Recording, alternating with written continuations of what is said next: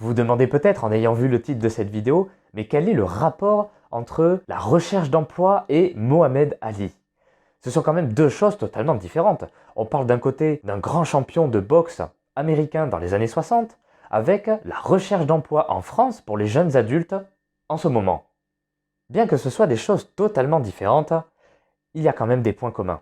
En effet, la recherche d'emploi, ça demande de la discipline et de la persévérance. La recherche d'emploi, ça implique aussi de la critique, des échecs, des refus, des regrets, enfin plein de contraintes psychologiques. Vous le voyez arriver le point commun? Oui, pour se remotiver à faire une recherche d'emploi, il faut avoir un mental. Et pourquoi pas un mental de champion comme Mohamed Ali. Alors je suis bien conscient que si lui, il voulait devenir numéro 1 dans le monde de la boxe, vous ne voulez certainement pas devenir numéro 1 dans la recherche d'emploi. Le mec ou la fille qui a recherché le plus d'entreprises en une semaine, je suis bien conscient que c'est pas ça que vous recherchez. Mais je vous garantis qu'avec le mental de Mohamed Ali dont nous allons parler et analyser dans cette vidéo, vous obtiendrez des résultats très rapides et satisfaisants. Ça demandera de se faire violence. Après tout, vous cherchez le job de vos rêves, n'est-ce pas?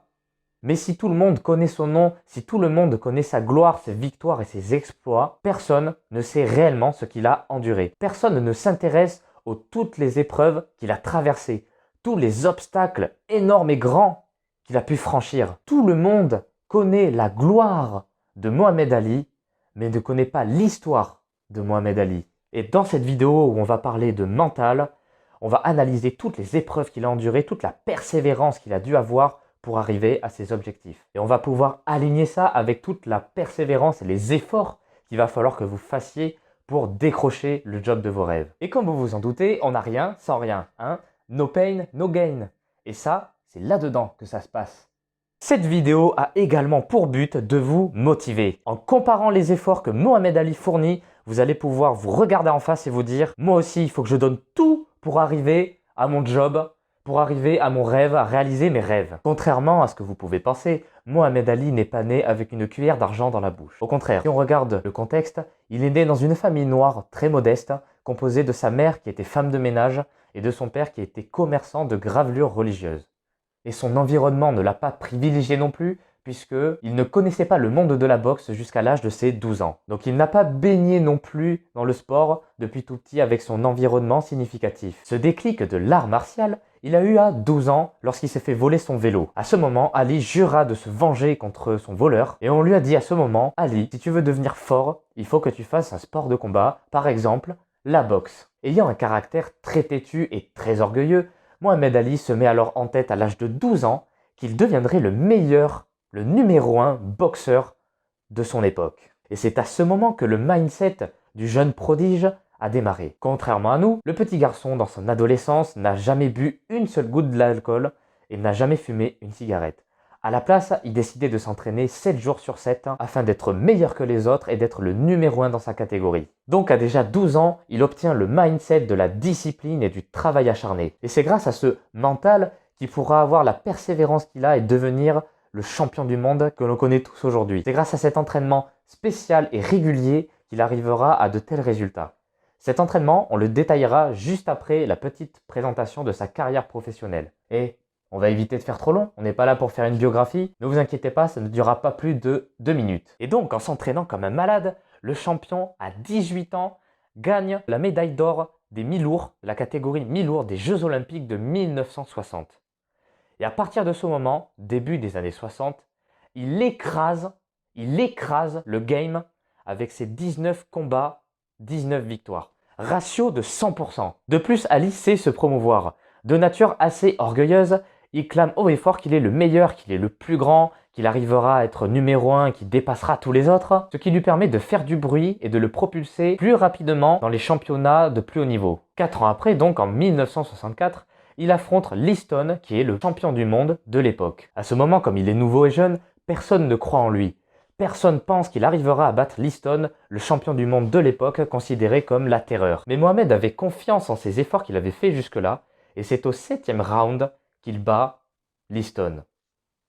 Et c'est ainsi que Mohamed Ali devient pour la première fois champion du monde des poids lourds. C'est aussi à partir de là que débute sa carrière dans le monde professionnel. On ne détaillera pas davantage parce que ce n'est pas le but de cette vidéo. À la place, on va aller voir son entraînement. Quel est le secret du grand champion pour percer à chaque fois? Eh bien, c'est tout simplement la discipline.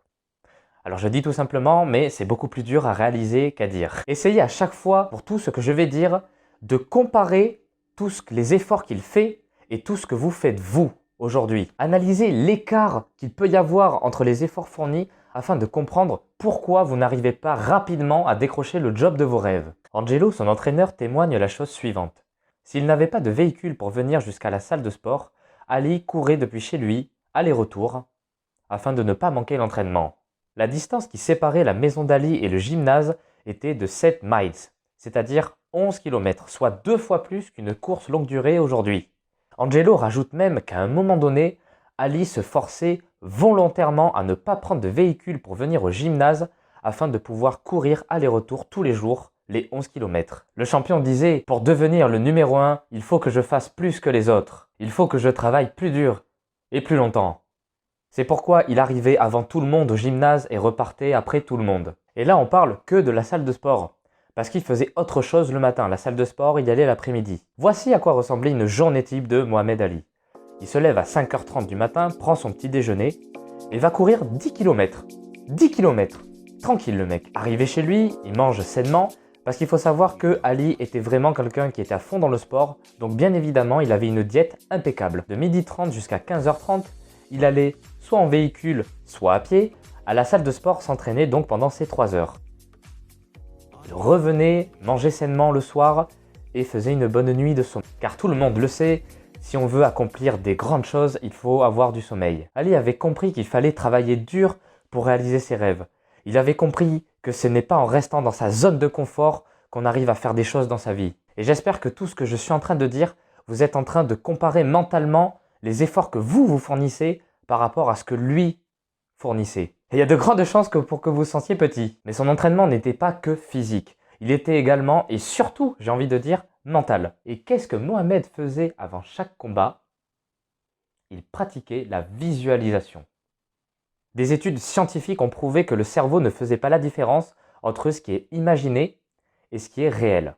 Et donc elles ont prouvé que lorsque vous visualisez une séance d'entraînement, par exemple si vous faites de la musculation, vous visualisez une séance à la salle de sport, vos muscles se contractent réellement. Et donc ça veut dire que Ali visualisait les scènes de boxe, il se visualisait en train d'esquiver les coups de ses adversaires et donc à ce moment, ses muscles se contractaient, par conséquent, il progressait. Ali était également célèbre pour avoir prédit le futur de ses combats grâce à sa puissante technique de visualisation dont il avait même donné un nom qu'il appelait The Future History. Et donc en utilisant la visualisation de manière fréquente, il programmait son cerveau au succès. Voilà le déroulé de la visualisation. Pensez aux résultats que vous voulez obtenir, visualisez et persuadez-vous que les résultats sont atteints.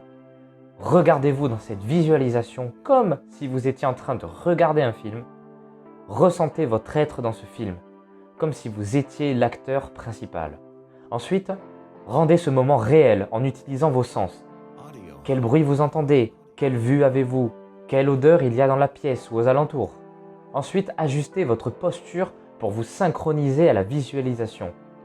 Adoptez la même posture que celle que vous avez dans votre film. Donnez ensuite toute votre énergie et créativité pour imaginer les sensations et imiter même vos mouvements. Ressentez le moment, soyez le moment.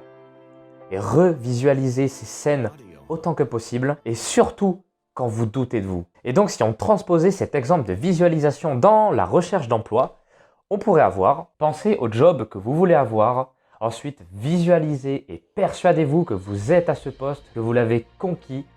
Regardez-vous dans cette visualisation comme si vous étiez en train de regarder le film.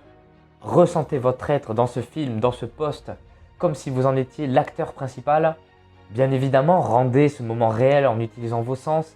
Quels sont les gens qui sont à côté de vous? Quel est votre environnement de travail? Quelle est la luminosité? Qu'est-ce qu'ils disent? Est-ce qu'ils vous encouragent? Ajustez votre posture pour vous synchroniser à cette visualisation. Donnez ensuite toute votre énergie et créativité pour imaginer les sensations que vous avez.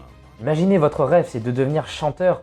Mais imaginez le bruit de la foule, les frissons que vous pouvez avoir sur scène. Imitez les mouvements, ressentez, soyez le moment et pratiquez cette visualisation régulièrement. De cette manière, vous arriverez à programmer votre cerveau au succès et vous pourrez vous remotiver à prendre les clés de votre voiture et à partir déposer toutes les candidatures. Et de la même manière que physiquement, Ali partait à la salle en courant, s'entraînait pendant 3 heures, revenait et courait 10 km le matin, vous aussi, faites les efforts adéquats, faites les efforts nécessaires pour votre rêve. Postulez 10 entreprises par jour, appelez 15 boîtes par jour. Vous devez avoir cette discipline pour obtenir des résultats extraordinaires. Et c'est pas parce que Ali visait la première place dans le championnat du monde qu'il faut vous dire que vous êtes différent et que vous n'avez pas à faire autant d'efforts. Non, vous avez un but, vous avez un rêve, donc donnez tout pour le faire. Si votre secteur est ultra sélectif, démarquez-vous de tous les autres. Faites une lettre de motivation en béton. Faites un CV qui se démarque avec des couleurs, avec des phrases impactantes et qui suscitent l'émotion. On n'a pas développé sa carrière,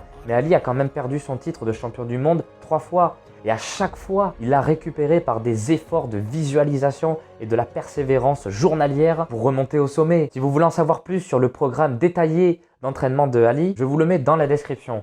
Vous pouvez peut-être vous en inspirer si vous faites de la musculation ou vous en inspirer mentalement pour vous rendre compte de tous les efforts qu'il fait lui et que vous n'êtes pas en train de faire. Un jour, un reporter lui a dit « Combien d'abdos fais-tu » Et Ali répond « Je ne sais pas, je ne compte pas. Je commence à compter quand ça fait mal et j'accueille la douleur car elle est ce qui compte le plus et ce qui fait de toi un champion. Tout ce que j'ai souffert vaut ce que j'ai accompli dans ma vie.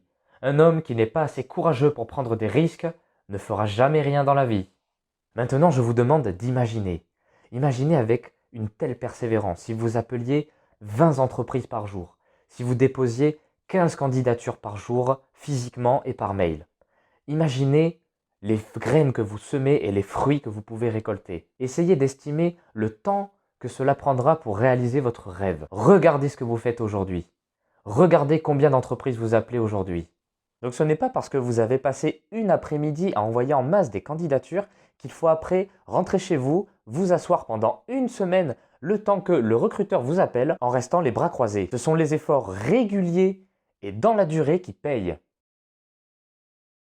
Si vous n'obtenez pas de résultats, si vous êtes démotivé, multipliez ce nombre par 3 dès demain. J'espère que cette vidéo aura réussi à vous motiver. Si elle vous a plu, vous pouvez la partager et bien évidemment, n'oubliez pas de cliquer sur le petit bouton pour vous abonner. Je vous dis à bientôt dans une nouvelle vidéo.